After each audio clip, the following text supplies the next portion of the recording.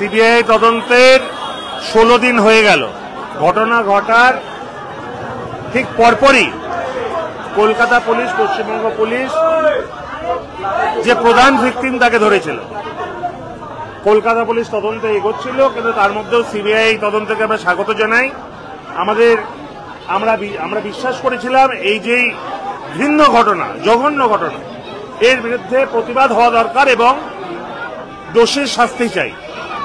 14 তারিখ জাত, ধর্ম, বর্ণ, রাজনৈতিক রঙের ঊর্ধ্বে গিয়ে আমরা সবাই পথে নেমেছিলাম, আমরা পথে ছিলাম, কিন্তু 14 তারিখে আমরা বুঝতে পারলাম যে এদের দাবি প্রকৃতপক্ষে জাস্টিস চাওয়া নয়, এদের দাবি রাজনীতিকরণ। আজকে সেই রাজনীতিকরণের দাবি 14 তারিখ আরজি করে অ্যাটাক এবং বিভিন্ন জায়গায় হুলিগানিজম থেকে প্রমাণ পাই। পরবর্তীকালে তৃণমূল কংগ্রেসের পতাকা দলে, তৃণমূল ছাত্র পরিষদ পতাকা দলে আমরা এই সেম দাবি রাখি।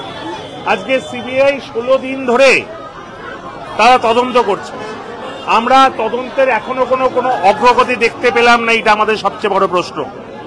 আজকে বিভিন্ন বিরোধী দলের রাজনীতি করার জায়গা করে দিচ্ছে কিছু কিছু জায়গায় আমাদের মনে হচ্ছে।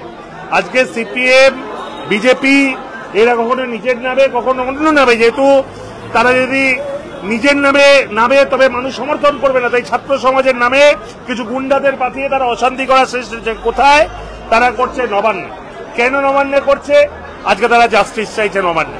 কিন্তু যখন কেন তারা সিজিও কমপ্লেক্সে করছে না, কেন তারা সিবিআই এর কাছে দাবি করছে না, আজকে এটা প্রশ্ন। তার মানে কি তারা আটকাতে চাইছে এই সকল কিছুর বিরুদ্ধে? যেভাবে নেত্রী মমতা বন্দ্যোপাধ্যায়, আমাদের নেতা অভিষেক বন্দ্যোপাধ্যায় দাবি তুলেছেন, আমরাও সেইভাবে দাবি তুলছি। কঠোর থেকে কঠোরতর শাস্তি চাইছি। সিবিআই বলুক তদন্ত কিভাবে এগোচ্ছে, কতদিনের মধ্যে সমাধান হবে এবং যারা দোষী তাদের কেন শাস্তি হচ্ছে না। আজকে এই দাবি আমরা রাখছি। আমরা বলছি দেরি করছে সিবিআই, আমরা কিন্তু ফাঁসিই চাই।